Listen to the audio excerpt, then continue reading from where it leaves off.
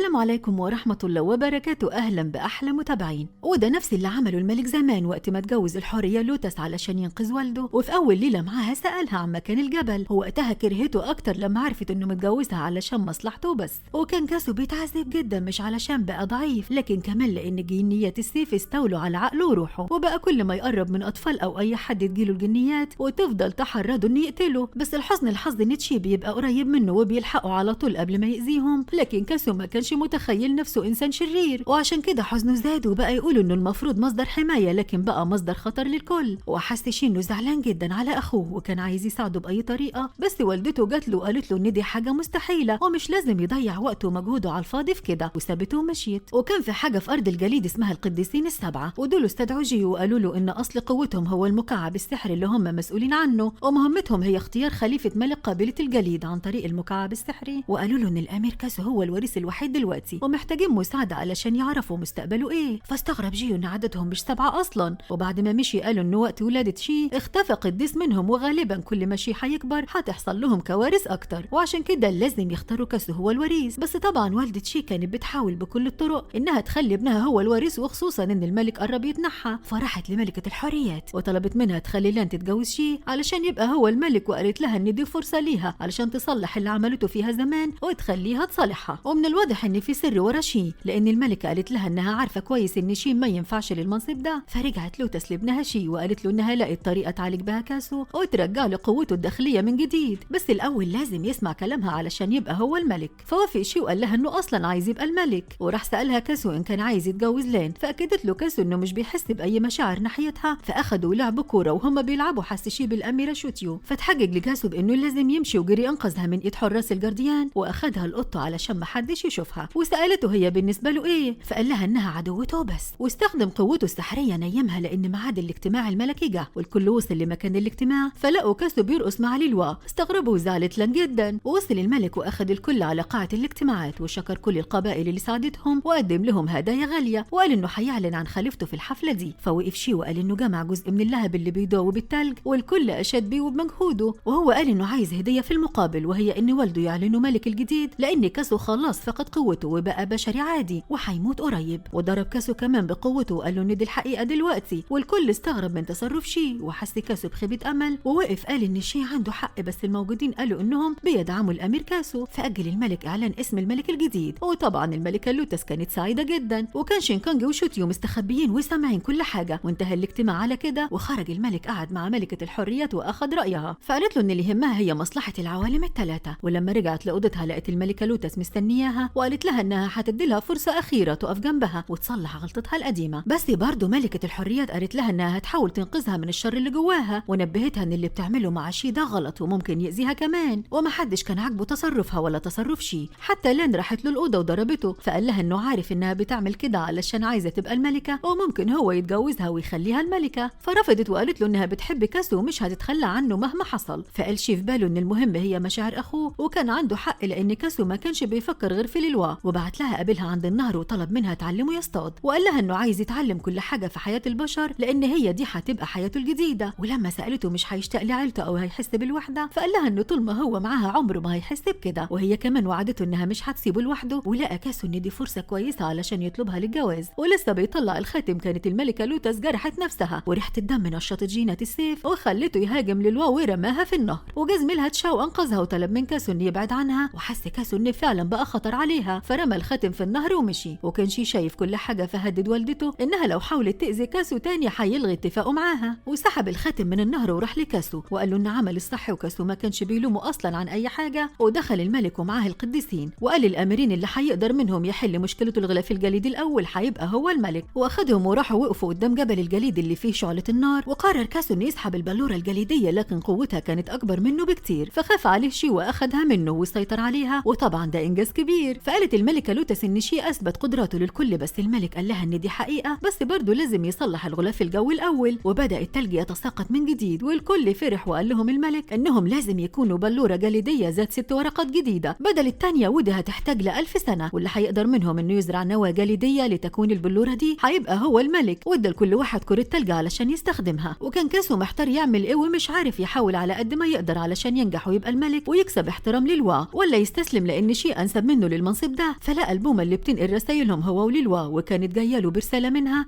بتقول له فيها انها في كل الحالات فخوره بيه. فما ردش عليها كاسو لانه كان شايف ان بعده عنها افضل، لانه بقى لا يصلح لاي حد وقربه منها خطر عليها. وكانت لان هي كمان بتحاول تساعد كاسو، فقالت لها ملكه الحريات انه مش بيفكر فيها اصلا، بس لان ولا اهتمت، وقالت لها انه طول ما هي عايشه هتساعده بصرف النظر عن مشاعره ناحيتها. وجيو راح لكاسو وحاول يوصل لاحلامه، فلقاه بيقول كلام غريب وكانها رساله، وساله ان كان راح قبل كده لجزيره صغيره فيها صخره السجين، لان الرساله اللي قالها في الحلم انه قريب هتظهر زهره اللوتس وهيتلاقى النجمتين التوأم في النهايه، وعجله القدر بدات تدور ولازم ينتظر بصبر. وما كانوش هما الاثنين فاهمين ايه معنى الرساله دي او يقصدوا بيها ايه، فقال جيو ان كل اللي فهمه هو انهم المفروض يستنوا، وروا له الحلم بنفسه وكونه في شكل صخره وطلب منه يحتفظ به ويدور على اجابه للرساله. وفي الوقت ده كان شي بيحاول انه يكون نواه البلوره، وبمجرد ما حط على كره التلج اللي معاه نقطه من دمه اتكسرت، على عكس كاسو اللي كره التلج بتاعته كبرت وبقت اقوى بنقطه من دمه. وفي اللحظه دي كان الملك جاب للوا عنده ولمح لها ان ما ينفعش تتجوز كاسو لان النهايه هتبقى حزينه، وقال لها انه عارف انها هترجع لعالم البشر وعشان كده هيعينها جنرال لطائفه الجارديان. وبننتقل بالاحداث لشي اللي ما كانش عارف يجهز نواه البلوره بتاعته خالص لحد ما استنتج ان دمه بينتمي لطائفه النار. ولما قال كده لوالدته قالت له ان كل دي اوهام مش حقيقيه واتهربت من الكلام معاه.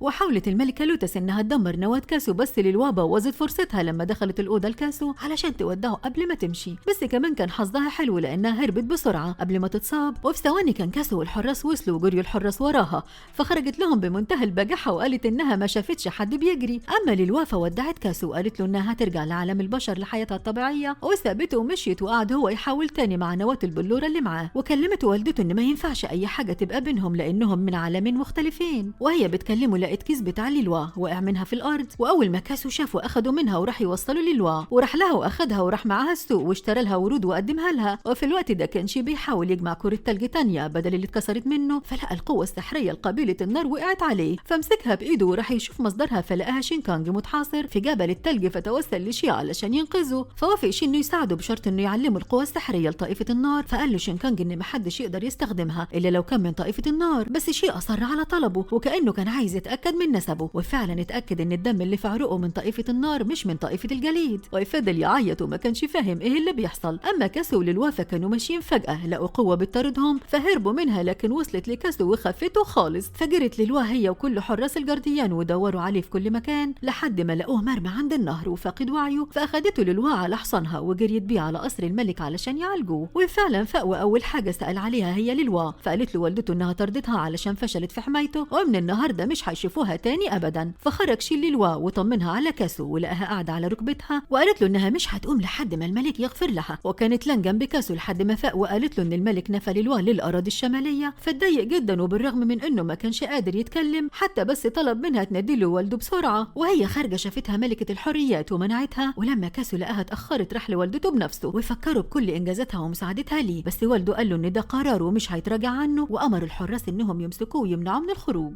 وكانت للوا بتودع سنوداش وتشاو علشان تسافر للاراضي الشماليه، فلقت قاده القبائل البشريه كلهم اتلموا عليها وعملوا لها احتفال وداع. وبعد ما تعبوا وناموا وقفت تفكر في كاسو، وقعدت مع لونا الوحيده اللي كانت فايقه، وافتكرت ملك النار لما شافته بيتكلم مع واحده من طائفه الجليد، بس ما شافتش وشها وما عرفتش انها ملكه اللوتس، وقالت ان الطائفه فيها خاين عايز يأذي كاسو، وطلبت من لونا انها تخلي بالها منه. ووقفت تودع كل حاجه، فلقيت كاسو جالها، وده بعد ما شي حرروا وهربوا من الحراس. وكانت للوا شايفه انها تستحق العقاب، فما كانتش عايزه تقف تكلمه، فجري وراها لحد ما وصل لها وقال لها انه بيقضي معاها افضل اوقاته، وانه حتى بدا يبص لفقدان قوته على انها اعظم هبه حصلت له علشان يبقى بشري زيها ويكمل حياته معاها. وفضل جنبها لحد ما نام، فبصت له وقامت من جنبه ومشيت من غير ما يحس بيها. وهي في الطريق افتكرت اللي حصل معاها بالظبط، وهو ان الملك والملكه ما عاقبوهوش بصحيح، لكن بعتوها المهمه سريه في الاراضي الشماليه علشان تقابل شي اللي يعرف اعمق سر القوى السحريه لقبيله الجليد، وده الوحيد اللي يقدر يساعدهم في استعاده قوه كاسو. ولما كاسو صحى من النوم وما لقاهاش رجع تاني للقصر، ولقى والدته واقفه مستنياه، وعرف منها ان والده حبس شي في بلوره جليد علشان يعاقبه على تهريبه ليه. وعلى بال ما وصل له كان شي كسر البلور، وقف شي سال كاسو هل هيعتبره اخوه في كل الاحوال ولا لا. ولما كاسو اكد له انه عمر ما غلاوته تتغير ابدا، قال انه لازم يساعد طائفه الجليد مهما كانت حقيقته. ورجع لاوضته ولقى لان جات له وقالت له انها مش هتتجوزه ابدا لانها بتحب كاسو، ومش من حق اي حد انه يسلبها الحق ده ابدا. وسابته ومشيت وراح هو لوالدته، ولقاها بتطمن على نواه البلوره، فقال لها انه مش هيعرف ينيمها ومش عايز يبقى الملك اصلا. ولما هددته انه لو صمم على كلامه ده فمش هتقول له ازاي يرجع قوه كاسو، وطلع شيل القوى السحرية لطائفة النار، وقال لها إنه زمان كان بيستغرب من طريقة تعامل والده ليه اللي كلها برود ونظرة إخواته واحتقارهم ليه، لحد ما فهم السبب دلوقتي، وهو إنه مش ابن ملك الجليد وابن عدوهم. فطمنته والدته وقالت له إن ما بقاش فاضل غيره في عيلة الملك، وعشان كده هيبقى هو الملك. فسكتها شي وسابها ومشي. وافتكرت الملكة لوتس اللي حصل زمان لما اتجوزت ملك طائفة النار في السر علشان بتحبه، لكنه هرب منها وتخلى عنها. ومن ناحية تانية كانت الأميرة شوتيو حست بغياب أخوها، وخصوصا إن بقاله 15 يوم بعت الحراس يدوروا عليه في كل مكان، وما كانتش قايلة لوالدها علشان ما تقلقوش وتخليه يركز في علاجه بس. ولما عرف اتعصب وقال لها إن قوة لهب الطائفة بيستمر بقوة ال9 ولاد، وبسبب موت شينجو بقى يشارك هو، ولو شينكانج كمان جرى له حاجة وقتها هيبقوا في أزمة، وأمرها تروح تدور عليه بنفسها. وبنرجع تاني لقصر طائفة الجليد، وبعد ما ليلوا وصت لونا على كاسو بقت تراقبه طول الوقت، وشافت لان عنده بتحاول تساعده في تكوين نواة البلورة، لكنه رفضوا في اللحظة دي. وصل ليلوا واخد لان لان الملك عايزها، ولما راحوا له طلب منهم الملك هما الاثنين انهم يحموا كاسو. فقالت له لونا انها اصلا بتراقبه علشان ليلوا خايفة عليه، وحكت له على الخيانة اللي ليلوا شافتها. وكان جيو موجود وقال لهم انهم ممكن يستخدموا ذاكرة ليلوا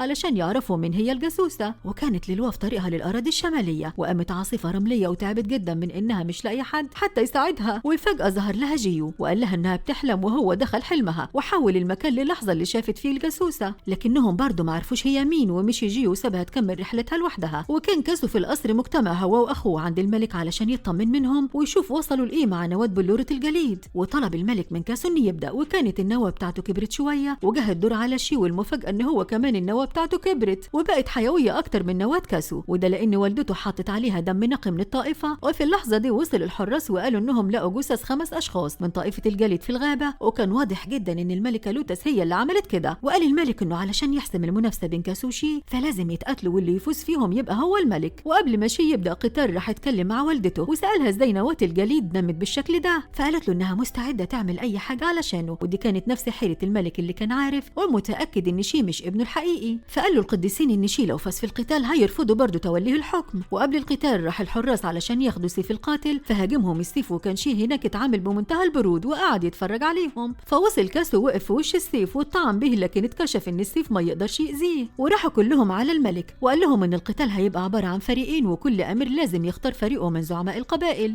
ومن ناحيه تانية كانت ليلوا لسه في الصخره، وفجاه ظهر حفره في الارض سحبتها ليها، ولما فاقت لقت نفسها مربوطه وقدامها شخص مرسوم على وشه علامات غريبه. وافتكرت لما الملك قال لها ان دي مواصفات بين، فسالته ليلوان كان هو وعرفته على نفسها وقالت له هي محتاجه ليه. فقال لها ان عنده الحل بس مش هيقول له، وخنقها بقوته وقال لها انه اتنفل الارض دي لانه انتهك القوانين وعذب البشر، وفضل يضحك ضحكات شريره. وبنكمل باقي احداث المعركه بين الاميرين. واقترح جيو انه يستخدم المرايه السحريه علشان يكشف ولاء الزعماء الحقيقي للامراء علشان يبقوا متاكدين ان مش هيحصل غش ولا خيانه. وما كانش الاميرين عارفين ايه هي المرايه السحريه. فقالت الجده لكاسو انه بمجرد الشخص ما يضغط عليها بتبين قوه روحه الحقيقيه، وبكده هيكتشفوا اي حيل. واستنت لين لحد الليل وراحت لجيو وقدمت له حلويات من معاها وطلبت منه يوري لها المرايه، فوافق وسمح لها تقرب منها كمان. وبمجرد ما لمستها قالت المرايه كل حاجه لن عملتها. اما كاسو ففضل في اوضته وكان بيفكر في ليلوا وقلقان عليها، وكان عنده حق لانها في موقف وحاولت بكل الطرق انها تفك نفسها لحد ما نجحت. ولقت بين بيحاول يفتح حاجه بس مش عارف، ولقى ليلوا واقفه قدامه فجاه. وتاني يوم بدا الكل يقف قدام مرايه الحقيقه، وليلوا وهوانج وملكه الروح اختاروا الامير شي واختار بيان ولونا الامير كاسو، وبكده يبقى فاضل شخص. فجت لم في اخر لحظه واعلنت ولائها لكاسو وانضمت لفريقه، واكدت المرايه على عدم كذبهم. وبدات المعركه بين الفريقين، ووقف شي يوجه فريقه بتعليمات كتيره تخليهم يكسبوا عدوهم. وكان كاسو قلقان جدا ان جنيات السيف بيسيطروا عليه وقت القتال ويأذي حد من غير ما يقصد. فقال له جيو انه هيلاقي حل للمشكله دي،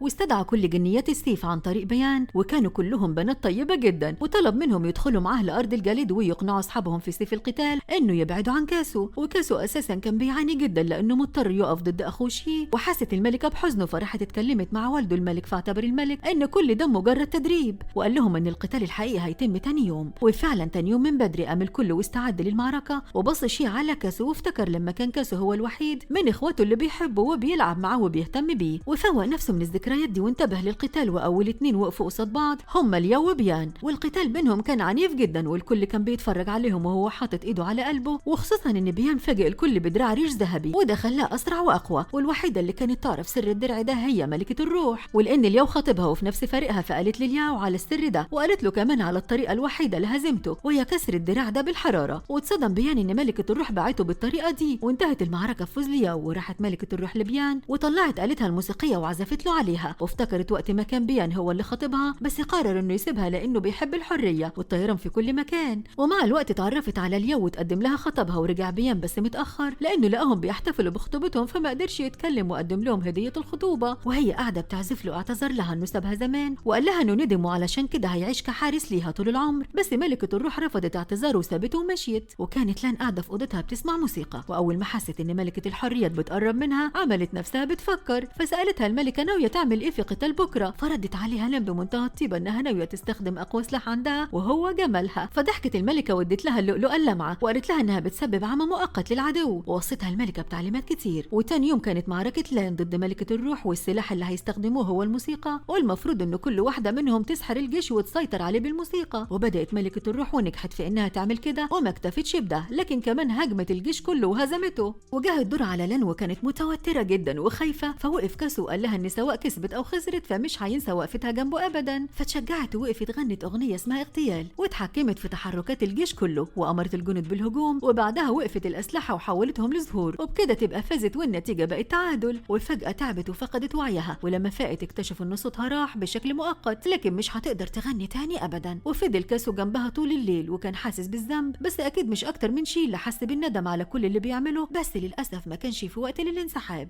كل ده وللوا كانت في الكهف مع بين، وبعد ما كتف ايديها تاني فكها ونزل عليها ورود وطلب منها تصنع اكليل، فترجيت انه هو كمان يساعدها علشان تنقذ كاسو، فوقف يفكر يعمل ايه، وتاني يوم كان تحدي لونا ضد هوانج، والاختبار كان ان لونا تحاول تسمم هوانج لحد الموت، ولو هو قدر يشفي نفسه يفوز ولو ما قدرش هي تفوز، وبدأ الاختبار وسلمت لونا عليه، وكان السم في ايديها وفضلت تحدف عليه انواع كتير جدا من السموم وتترجى انه يعترف بالهزيمه علشان تلحق تنقذه، وهو رفض وقال لها انه هيعترف بحبها وبس، وكان الوقت خلص هينتهي والمفروض انها تحدف عليه اخر سم علشان يموت خالص، ولسه بتعمل كده كان شي مسك ايديها منعها، ووقف كاسو قدام هوانج علشان يحميه، والاميرين اعترفوا بالهزيمه علشان تنتهي المعركه على كده من غير ما حد يموت، فاعلنت الجده فوزهم هما الاثنين، واخدت لونا وهوانج علشان تعالجوا، وقعد كل ملوك القبائل مع بعض مستنيين نتيجه اخر معركه واللي هتحدد الملك، واتفقوا انهم هيقسموا بالولاء للفايز مهما كان هو مين، وقبل المعركه نادى الملك على كاسو وقالوا انه ما ينفعش يخسر المعركه دي ابدا، وقال له ان اي امير بيتولد لازم القديسين السبعه يعرفوا مصيره هيبقى ايه لما يكبر، ولما عملوا كده مع شي واحد منهم اتحرق ومات بعدها، فجرب الستة تاني وكان اي حد منهم بيحاول بيتأذي، وعلشان كده ما ينفعش شي يبقى الملك في اي حال من الاحوال، وقال له واحد من القديسين ان رايهم فوق راي الملك، ولو شي فاز هيقتلوهم علشان يحافظوا على العوالم الثلاثه، ولو كاسو عايز يحافظ على حياه اخوه يبقى لازم يفوز في المباراه دي، وكان شي واقف بيفتكر كلامه مع كاسو زمان لما كان لسه طفل بانه مش عايز يبقى الملك لكن عايز يبقى حر طليق، ووقتها شي قال له زيه هو كمان وفاق من ذكرياته وراح لنفس المكان اللي كان بيلعب فيه مع كاسو، وكان كاسو واقف من بعيد وشافه، فقرب منه وطلب منه شي انه يقعد يلعب معاه زي زمان، واتفاجئ برد كاسو وطريقته اللي اتغيرت معاه، وقال له انهم بقوا اعداء لحد ما المعركه اللي بينهم ما تخلص، وما كانش شي فاهم ان كاسو بيعمل كده علشانه وعلشان ينقذه، وطلب منه ينسحب ويستخدم قوته ضده، ورفع لفوق وسابه يقع في الارض، وقال له انه ما كانش فاكره كده ابدا، وانه هيبذل اقصى جهده علشان يهزمه ويبقى الملك، وبعدها هيطرده من ارض الجليد كلها وسابه ومشي، وتاني يوم الكل حضر علشان يشوفوا المنافسه، وطلبت الجده منهم انهم يستخدموا قوتهم السحريه علشان يحولوا شجره الكرز لتلج، وبدا شي وحول الشجره كلها، وجه الدور على كاسو وكان جيو عنده قبلها بيوم، وقال له انه هو كمان واحد من القديسين وعنده الحل اللي هيخليه يهزم شي واداله اكسير، استخدموا كاسو في المنافسه وده خلاه يتعرض للتعذيب من الجنيات، وحاول شي انه يمنعه بس ما عرفش، وفي النهايه طعن كاسو نفسه واعلنت الجده فوز شي، فاعتذر له كاسو فقد وعيه، ونقلوا كاسو على اوضته، وقال لهم هوانج انهم لو ما خلصوهوش من سيطره الجنيات فحيموت خلال 100 يوم بالكتير، وكان شي قاعد في اوضته هيتجنن ويعرف كاسو اعتذر له ليه، اما للوفا كانت عماله تترجى بين انه يساعدها وادت له اكليل الورد اللي عملته له، وسالته هو عايزه لمين، فحكى لها الحكايه من بدايتها انه خرج في يوم يصطاد وقابل بنت جميله اتعرف عليها وعمل لها اكليل ورد بقوته السحريه وخطبها، وكانوا فرحانين بس للاسف السعاده مع البشر مدتها قصيره قوي لان خطيبته مرضت وحالتها ساءت جدا وكانت بتموت، ففكر انه يقتل واحد من ارض التلج بقوته الخارقه وينقل لها قوته، ولما عرف كده اتقبض عليه واتنفى واختفى الأرض الشمال وماتت خطيبته، واتحطت في تابوت وقفلوه بختمة علشان ما يعرفش يوصل لها، وهو أخد التابوت معاه بس ما كانش عارف يفتحه. وفجأة وهم بيتكلموا حصل زلزال قوي فتح التابوت فلبسها بين إكليل الورد، والزلزال طرت للوا لسطح الأرض تاني، وفضلت تدور على بين وتنادى عليه زي المجنونة لأنه كان أملها في الحياة، وما لقتش غير لفافة ورق في الأرض أخدتها. وفي الوقت ده كان كاسو فاق وجري على شي علشان يحذره، بس الوقت كان فات ووصلوا للقديسين، وأول حاجة ضربوا كاسو وخلوه يفقد الوعي ووقفوا يضربوا شي، وطلع في الآخر الضباب الأسود كان ماشي ورا شي واداله قوة كبيرة جدا بس لطائفة النار، وتحول شي لشرير بيحرق كل اللي قدامه. وفاق كاسو أخيرا وصوته رجع شي لطبيعته، وخرج الضباب الأسود بعيد عنه، فأخد كاسو من وسط الحريق وخرج، وحكوا للملك والكل عن الضباب الأسود وراحوا يرتاحوا. والقديسين طبعا ماتوا محدش كان عارف ازاي ده حصل، فاستنوا لما كاسو يفوق علشان يستجوبوه. وبعد اللي حصل لشي تحول لون عينيه للبني، وده دليل على انه مش من طائفة الجليد، فلبس عليها غطا علشان محدش يعرف الحقيقة، وراح لشينكانج اللي كان محبوس في الكهف واداله اكل، فترجع شينكانج انه ينقذه علشان اخته، ومش هيقول لحد ابدا ان علمه القوة السحرية لطائفة النار. ووقف شي يفكر، فرمى شينكانج نفسه في الكهف، والحسن حظ نشوته وصلت له واخدته وهربت بيه. وبعد وقت بسيط كان كاسو فاق ورجع تاني لاوضته، بس ما كانش فاكر اي حد خالص حتى لان، وده لان حالته اتاخرت جدا بسبب جنيات السيف اللي كانت بتتغذى على روحه. وقال لهم هوانج انه قدامه شهر بالكتير ويموت. ولما لان شافت حالته متاخره كده فضلت تعيط، بس هونت عليه بعد كده وقالت له ان دي فرصه حلوه علشان يتعرفوا على بعض من جديد. وخرج وقف معاها بره اوضته، اول ما شاف ليلوا جري عليها وكان لسه فاكرها كويس جدا. وبننتقل لطائفه النار وبنشوف شينكانج بعد ما رجع لوالده حكى له على الضباب الاسود اللي كان خاطفه، وقال له كمان شي يتعلم منه القوه السحريه لطائفه النار، ودي حاجه فرحت الملك جدا. وبنرجع تاني لكاسو اللي اخد ليلوا واحتفل مع قادة القبائل برجوعها، فجالها تشاو كان عايز ياخدها بالعافية، فتملكت الجنيات من كاسو قوته ووقعتهم كلهم على الأرض. ولما فاق اعتذر لهم كلهم وسابه وراح لأوضته وهو حزين. أما شيفا كان بيستعد لحفلة التتويج، والمفروض إنه يقدم نواة البلورة بتاعته في الحفلة، فحط عليها قطرات من دمه واتدمرت النواة خالص. وعشان الملكة لوتس تنقذ الموقف عرضت على كاسو إنه يقدم النواة بتاعته لشي دليل اللي ولقوا ليه، فعمل كده كاسو عن طيب خاطر، ورجعوا كل واحد على أوضته. وراحت للوا كاسو بس رفض يفتح لها لانه كان خايف عليها، فقعدت عند الباب وهي حزينه وسمعت صوت حد بيقرب منها وفكرته كاسو وخرج لها، بس لقيته لان وكانت هي كمان جايه له.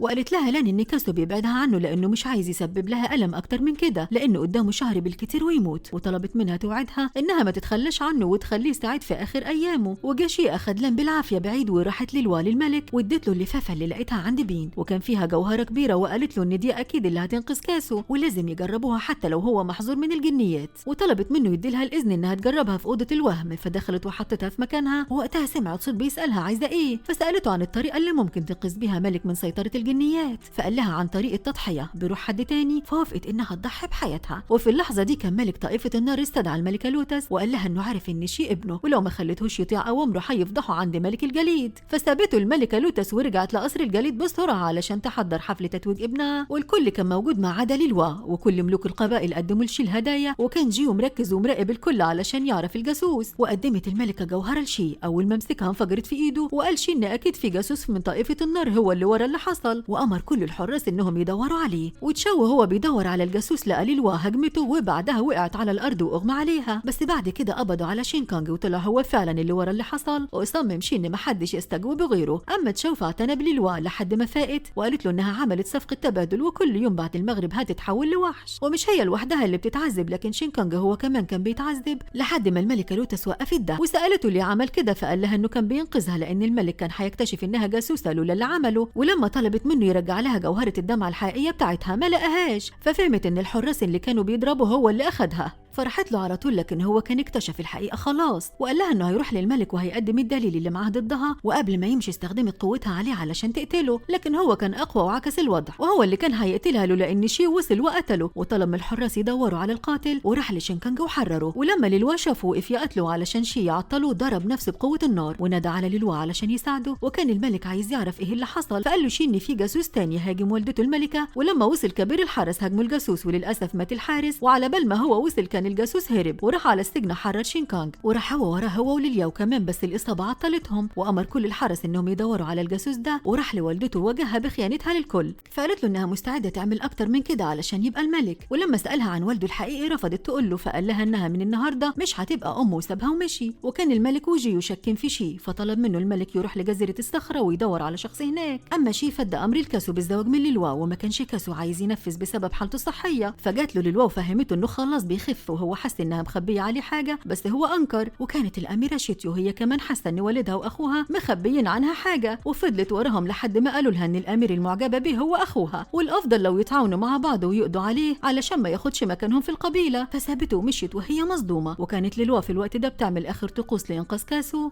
وكان كل قادة القبائل معها واقفين بره الكهف، ولما سمعوا صوت الصراخ دخلوا يطمنوا عليهم. وكشف هوانج عليه ولقاه بيتحسن، وأول ما كاسو فاق سأل عن ليلوا بس ما لقاهوش. وبنشوف شي اللي عرف من والدته إن ملك طائفة النار بيهددها، فراح له وهناك قال له الملك إنه يبقى والده، وهدده إما يجيب له أميرة الحريات لان لحد عنده أو هيفضحه عند الكل. وخرج شي من عنده وقال لوالدته إن المشاكل مش هتخلص، ورجع للقصر لقى كاسو رجع واستعاد صحته، ففرح بشي وقال له إنه يقدر دلوقتي يتجوز ليلوا ويعيش معاها في سعادة. وهم بيتكلموا لقوا البومة وصلت، وكان معاها رسالة من ليلوا فبتقول له فيها إنها عايزة تعيش بحرية. والكل اتفاجئ بالكلام ده، ومحدش يعرف إن ليلوا ضحت بنفسها وهتكمل باقي حياتها في كهف بعيد عن الكل. وراحت لها الملكة وسألتها عن السبب الحقيقي اللي خلاها ترفض الزواج من كاسو، وما كانتش ليلوا عارفة تقول لها إيه. وفي أوضة كاسو شافت لان إن دي فرصتها علشان تقرب من كاسو وتخليه يعجب بيها، فلقيته بيقول لها إنه عايز نصيحتها لأنه لاحظ إن ليلوا بتتجنبه بقالها فترة، وحاسس إنه زعلها في حاجة من غير ما يعرف هي إيه. وجالهم شو قاطع كلامهم، فمشي كاسو ومشيت لم بعده، وسمع كاسو ليلوا وهي بتتكلم مع والدته وبتقول لها إنها عايزة تعيش بعيد عن كاسو ومشاكله، لأنها من يوم ما شافته وهي حزينة. فأخدها كاسو من إيديها بعيد عن الكل، وقال لها إنها مهما خدعت الكل فمش هتعرف تخدعه، وادالها قطعة من خيط طيارة طيروها قبل كده مع بعض. وفعلا أول ما مسكتها افتكرت كل حاجة مرت بيها معاه، وقال لها إنه ادالها قلبه وبتوسل لها ما تكسرهوش، بس برضه سابته للوا وهي قلبها بيعيط وبينزف من ألم الفراق. ورمت خيط الطيارة في الأرض قدامه، فأخده كاسو ورجع بيه للقصر وقعد حزين ولقى جيو قدامه، ففكر نفسه بيحلم وفرح إنه هيصحى من الكابوس ده. بس جيو قال له إنه مش بيحلم، وطلب منه يساعده في حل لغز مهم. وأخدوا جيو لجزيرة صخرة السجن في نفس المكان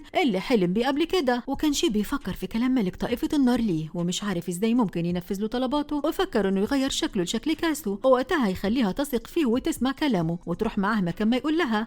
اما كاسو وجيو فلقوا سلسله مكسوره على الجزيره واللي كان مربوط بيها مش موجود، فرجعوا للملك وقالوا له سالوا كاسو مين اللي كان مسجون على الجزيره، فقال له الملك انه شخص معاه قوه الجليد والنار، ولا هو ولا ملك طائفه النار يقدروا عليه. وقال له انه شاكك في شيء لان ما حدش غيره شاف القاتل. فقرر كاسو انه يروح له ودخله الاوضه من غير استئذان، بس ما لقاهوش، وده لان شان كان مغير شكله وعامل نفسه كاسو. واخد لان وراحوا الحديقه وهي كانت فرحانه جدا لدرجه انها فضلت ترقص، وطلبت منه يرقص معاها، وكانت مش مصدقه نفسها من السعاده، وطلب منها تتجوزه وسالها عن سحر الدمعه بتاعتها، فقالت له انه مش معاها سحر دمعه لانها لسه مش متجوزه، وده سر الحريات انها يوم ما بتتجوز بيختفي ديلها وبيتحول لسحر الدمعه. وحس شين ما ينفعش يأذيها بالشكل ده وسابها وطلع يجري. وكان شينكانج واقف وسامع كل حاجه، واول ما شي مشي جالها وغملها عينيها وهمها انه كاسو وانه بيحبها وعاوز يتجوزها حالا. وبمجرد ما وافقت اختفى ديلها وظهرت سحر الدمعه بتاعتها فاخدها منها ومشي. اما كاسو الحقيقي فراح يدور على ليلوا، ولانها في الوقت ده كانت وحش فهجمت عليه وجرحته، ولما رجعت لطبيعتها ولقيته مرمى على الارض وفاقد وعيه فضلت تعيط وتتاسف له. ولما فاق قال لها ازاي تضحي التضحيه الكبيره دي علشانه، وقال لها انه عايز يبقى معاها وانه كل يوم هيجي لها ويستناها لحد ما ترجع له ويقضوا اليوم كله مع بعض. وسابها ومشي، وكانت لان هي كمان راجعه فشافته وهو واقف وجريت عليه، بس لقيته شي وقالت له انها كانت عايزه تشكر كاسو على اسعد ليله في حياتها. فاخدها شي وراحوا لقاده القبائل التانيه، وشويه وجالهم كاسو وقالوا انه هيتجوز وهيقدم لهم خطيبته دلوقتي، ونادى على ليلوا. فاتصدمت لان وقالت له ازاي بعد ما يعترف لها بحبه ويطلب انه يتجوزها وتوافق يعمل كده فيها. فقال لها كاسو ان اكيد في حاجه غلط لانه كان مع ليلوا طول الوقت ده، فضربته لان بالقلم وبعدت عنهم وفضلت تعيط. فرح لها شي وهو عامل نفسه كاسو، واعترف لها انه هو اللي عمل فيها كده وخدعها بشكل اخوه. ولسه بتضربه كانت هتقع في الميه وخافت جدا وفضلت تصرخ، فاستغرب شي وما كانش فاهم ايه سبب خوفها. فقالت له انها خلاص اتحولت لبشريه وفقدت ديلها وكل ده بسببه، وكان شي مش فاهم هي تقصد ايه او مين اللي ممكن يكون خدعها وعمل فيها كده. وهي فكرته بينكر علشان ندم على الزواج منها وناوي يتخلى عنها، فسابته وهي منهاره ومشيت. بس هو حقيقي ما كانش فاهم حاجه، وراح لنفس المكان اللي قابلها فيه ولقى اثار نار من طائفه النار النار. وكان شينكانج فرحان جدا بنفسه انه قدر يخدع لان وياخد منها جوهرة سحر الدمعة. فجاله شي وهجم عليه وفضل يضربه. فجات له شويت وقالت له ان شينكانج وقح، بس هو كمان ما يختلفش عنه كتير لانه زيه كان اصلا متنكر في شكل كاسو من البداية علشان يخدع لان. فحس شي بتأنيب الضمير لانه عارف ان كلامها صح، وخرج من هناك وهو ندمان وبيتألم وبيقول انه علشان يحمي نفسه أذلان. فجاله كاسو وطلب منه يحكي له اللي حصل، فقال له شي انه ما يصلحش يكون ملك لانه انسان مش كويس. فطلب منه كاسو انه يمشي ورا قلبه، فقال له شي لنفسه انه لازم يتحمل نتيجة اخطائه. وراح للان وكانت منهارة من العياط بعد اللي حصل لها، وطلب من ملكة الحريات انها تسيبهم يتكلموا لوحدهم، وقال للان انه مستعد يعمل لها اي حاجة. فمثلت انها قوية ومتماسكة وقالت له انها هتفكر هي عايزة ايه، وسابته ودخلت اوضتها. وكانت للوا في الغابة مع كاسو، ومجرد ما بعدت عنه شوية طردتها واحدة وكانت عايزة تقتلها. فجري كاسو ورفع سلاحه عليها وطلب منها تكشف وشها، ولسه هتعمل كده كان الضباب الاسود هاجم كاسو، وعلشان كاسو يتجنبه انشغل عن المجرمة وهربت. واخد هو للوا للقصر علشان ترتاح، ولقت كل قائد القبائل جايين يزوروها وكانوا عارفين المحنة اللي هي بتمر بيها، ولاموها انها ما قالت لهمش. وسألوا وانج لو ممكن يعالجها، فقال لهم ان اللي عندها ده مش مرض لكن لعنة، وممكن يشوفوا لها علاج يخفف اعراضها. وكان شي داخل يقعد معهم بس يسمعهم بيقولوا انهم لازم يقبضوا على قاتل كبير الحرس ويقتلوه. فما دخلش وراح لوالدته تطمن عليها علشان كانت تعبانة، وخرج وقف بره وكان باين عليه الحزن والهم. فجاله كاسو وقف معاهم وحاول يهون عليه، فابتسم له شي وطلب منه يروح لعالم البشر ويعيش بحرية بعيد عن المشاكل ويعمل اللي ما يقدرش هو عليه. ففكر كاسو في كلامه وعجبته الفكرة، واخد للوا وراح بيها لوالده ووالدته وطلب منه الاذن بالزواج من للوا. فرفض الملك وقال له ان للوا ملعونة وممكن تأذيه ويستخدم قوته علشان يفرقهم عن بعض. فدخل شي وقال للملك ان هو دلوقتي الملك واوامره بس هي اللي تمشي، وهو امر كاسو بالزواج من للوا. فغضب الملك ومشي، وقال شي لكاسو يمشي بعيد ويعيش بسعادة مع للوا، بس هو رفض وطلع قعد في وسط التلج وقال انه مش هيمشي غير لما والده يوافق، وقعدت للوا جنبه. ودخل شي القط وحس ان في حد بيراقبه، ولما راح يشوف مين لقاه الضباب الاسود وكان بيحاول انه يعمل معاه صفقة. فوصل جي وقتها واختفى الضباب الاسود.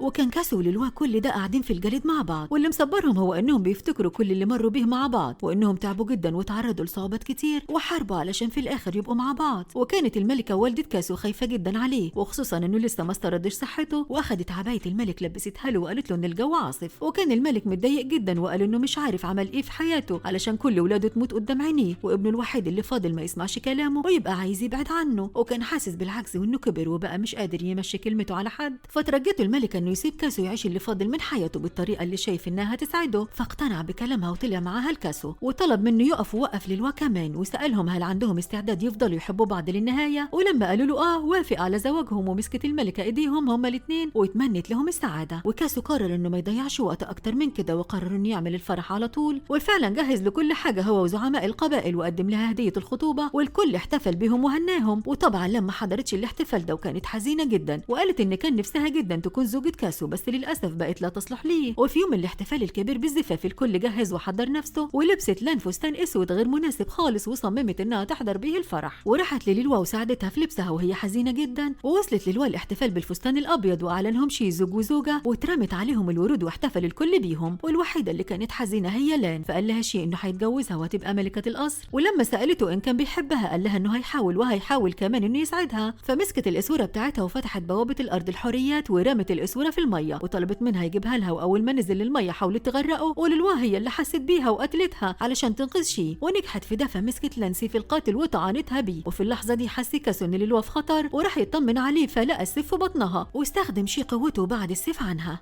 وحاول هوانج انه يعالج للوا، بس قال ان اصابتها خطيره ومش هتنجو. وفضل كاسو يعيط وقال لها انها وعدته انها تعيش معاه وتتفرج على النجوم وشروق الشمس، وانه مش هيقدر يعيش من غيرها. فاعتذرت له وقالت له ان هي كمان ما كانتش عايزه تسيبه، بس اللي حصل ده غصب عنها وفقدت وعيها. فبص كاسو لهوانج وطلب منه يتصرف. فقال له هوانج ان مفيش حل علاج غير ان قوه سحريه كبيره تحفظ حالتها على كده قبل ما تموت، على بال ما يدوروا على علاج براحتهم. فقال شي انه مستعد يعمل كده، وحفظها في قالب تلج. وخرجوا من كتر ما استخدم قوته لون عينيه التانية كمان راح. وجاله الضباب الاسود وقال له انه من قبيله لهب الجليد. ودي نفس المعلومه اللي عرفها الملك وزعماء القبائل بعد ما شافوا قوته. وقال لهم الملك ان شيو مش ابنه، وكان لياو عايز يواجهه بالكلام ده، بس جيو منعه وقال لهم انهم شاكين انه يقتل اي حد، وبيكتشف هويته الحقيقيه وبيقف ضده زي كبير الحرس والقديسين اللي ولع بيهم المكان. وما كانش كاسو واقف ولا سامع الكلام ده لانه كان جنب للوا، ولاحظ ان التلج اللي عليها بدا يسيح. فنقلوها المكان تاني برتو اقوى. وقف هو وهوانج ولونا يراقبوا حالتها. فوصل لهم تشاو وسالهم ان كان اللي بيعملوا له ده هيجيب فايدة. فقال له كاسو إن ليلوا محاربة ومش بتحب الاستسلام، وأكيد مش هتبقى عايزاهم يستسلموا لحالتها أبدا، ورماها بقلب التلج في قاع البحر المتجمد وفضل قاعد هناك. وجاله شي وقال له إن لان مظلومة وإن المجرم الحقيقي بعد عن كاسو، وبعت كرة تلج تحدد مكان شينكانج. أما والدته الملكة لوتس فرحت لملكة الحريات وعملت نفسها متعصبة ومش راضية عن اللي حصل، وقالت لها بصوت واطي من غير ما حد يسمع عن مكان ممر تهرب منه هي ولان. أما شيفا وصل لمكان شينكانج ولقاه واقف مع لان، وكان بيعرف لان إن هو اللي خدعها مش شي. وصل له شي وضربه، وبعد ما لان عرفت الحقيقة فضلت تعيط وتقول إنها دمرت سعادة كاسو وظلمت شي، وطلعت تجري ورمت نفسها من على الجبل ووقعت في أعماق المحيط. ووصل قائد القبائل ولقوا سحر الدمعة بتاعها على الصخور، فقال شي إن من غير سحر الدمعة هتغرق وتموت، وأخدها من جي ونط هو كمان ليها. وفضلوا واقفين مستنيين خروج أي حد منهم، فلقوا ورود كتير انتشرت في الجو وعرفوا إن لان كده بتودعهم، وكانت ملكة الحريات هتتجنن عليها. ولما وصل شي لان كتفته علشان ما ينقذهاش، وعلى بال ما فك نفسه بقوته كانت لان فقدت وعيها، فأخدها وطلع بيها للسطح بسرعة. وكل ده وملك طائفة النار كان مستني وصول شينكانج بلان علشان يستغل قوتها مع سحر الدمعة بتاعتها. ولما لقاه اتأخر جدا بعد شوية تشوفه، وقعد يبص لسحر الدمعة اللي معاه ومستنيهم. بس شينكانج كان قبض عليه قادة القبائل وأخدوا لها للعلاج، وقالها وانج إنها فقدت الرغبة في الحياة وعشان كده مش بتفوق. فضحك شينكانج وقال لها إنه عايز يصدمهم أكتر لأن شي مش ابن ملك طائفة الجليد لكن ابن ملك طائفة النار، وفضل يضحك ضحكات شريرة واعترف لهم بخيانة الملكة لوتس وخدع شي ليهم. وكانت ملكة الحريات عايزة تقتله، لكن كاسو منعها وقال لها إنه شاهد على كل الجرائم ولازم يحافظوا على حياته. وفي الوقت ده كانت الملكة لوتس متوقعة إن سرهم انكشف، ونبهت شي وأخدته وهربت. بس الحراس والكل وقفوهم وقالوا لكاسو لأخوه إن مهما حصل هيفضل أخوه، وطلب منه يفضل معاه هو وهيحميه. لكن شيوته جات له وأخدته وهربت، وأمر الملك بمطاردة شي وقتل الملكة لوتس. وكان شي وصل لملكة طائفة النار وأقنعوا الملك إنه يتمسك بحقه كملك لطائفة الجليد ويعامل كاسو وعيلته على إنهم خونة. وطلب من شيوته إنهم يحضروا الجيش علشان يرجعوا حق شي. ووقف شي لوحده فلقى الضباب الأسود جاله والأمه إنه ساب والدته لطائفة الجليد، وكان شي مستغرب إن الضباب ده مهتم بيه جدا. فقال له الضباب إن ابنه الوحيد وإنه من طائفة لهيب الجليد. وفي وسط كل اللي حصل ده ما كانش كاسو عايز يتخلى عن شي، وبعت له رسالة بالموسيقى طلب منه يطمنه عليه. وسمعت شيوته الموسيقى وقالت له إن كاسو لسه بيحبه ومهتم بيه، فقال له شي إنه خلص ما بقاش أخوه. فقالت له إنهم بمجرد ما يقضوا على طائفة الجليد وينتقموا من كل اللي ضايقوها يبقى سعيد. أما كاسو فكان لسه بيفكر في أخوه، وحتى بعد ما جيوا بيقولوا الأدلة إن شي هو اللي قتل كبير الحرس، فقال له إنه مش هيصدق غير كلام أخوه. وترجى والده إنه يدي فرصة لشي يشرح له فيها كل اللي حصل ويدافع عن نفسه، بس الملك رفض. وكان شي بيزود جرايمه أكتر وراح هو وشيته وخطفوا غوي أخت جيو علشان يساوموا بيها ويخلوه يرجع لهم الملكة لوتس. وجهزوا الجيش وهجموا بيه على طائفة الجليد، والكل كان متفاجئ من وقوف شي ضدهم، وقال إنهم لو مش هيسلموا والدته فهيقتل غوي ووالدة هوانج. فأمر ملك الجليد بالهجوم عليه وعلى جيشه،